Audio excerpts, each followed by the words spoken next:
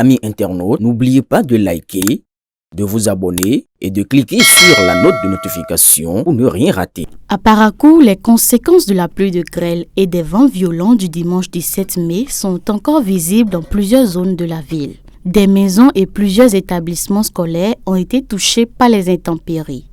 À l'école primaire publique Madina, dans le premier arrondissement, plusieurs salles de classe ont perdu leur toiture sous la force du vent.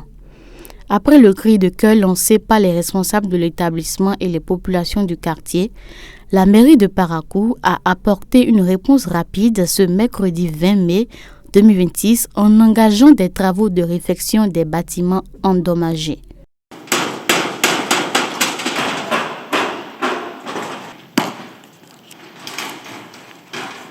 La directrice de l'EPP Madina Groupe A remercie la municipalité pour sa promptitude et son accompagnement face à cette situation. Ce sont de vieux bâtiments qui datent de 1978. Des démarches ont été menées. Ça, c'est avant le dégât. C'est dans ces courses nous étions à cause de l'état de ces bâtiments. Très mauvais état, état critique qui ne met pas du tout en sécurité la vie de ces jeunes apprenants, la vie de nous-mêmes enseignants, la vie des parents qui viennent ici nous visiter. Le vent, la pluie du dimanche est venue encore aggraver toute la situation. Veille de l'examen blanc national. On était venu le lundi matin pour lancer les activités. À notre grande surprise, on a vu que ce qui était là, gâté là, est devenu maintenant complètement gâté. Je ne sais même pas quelle expression il faut utiliser là. De dégâts matériels énormes. On remercie Dieu même, Dieu nous a sauvés. Ces épreuves de l'examen blanc ont été sauvées de justesse.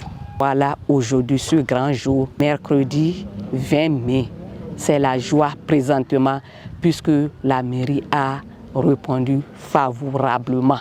Les parents d'élèves, les jeunes du quartier ainsi que les responsables locaux saluent également cette réaction après les dégâts causés par les intempéries.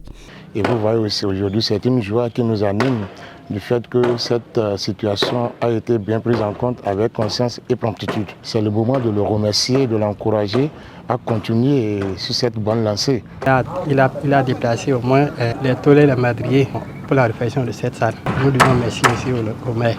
Je suis très content par rapport parce que ça s'est passé le 17 et le 20 déjà il y a quelque chose qui se passe, donc on remercie le maire.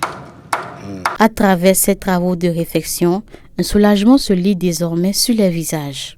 Après les dégâts causés par les vents violents, la reprise progressive des activités scolaires redonne espoir à toute la communauté éducative.